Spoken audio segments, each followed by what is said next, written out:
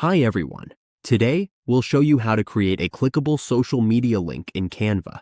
This is a great way to make your designs interactive and direct viewers to your profiles or website. Let's get started. On your Canva dashboard, there are two ways to add a clickable link. The first way is to click an image to make it clickable. For example, let's add an Instagram logo icon here. To make it clickable, all we need to do is click the three dots and then go to the link option.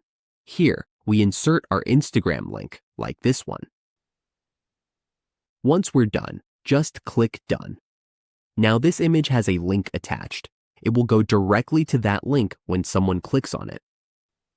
We can also add text. Let's type Instagram here. As you can see, the text is now on the design.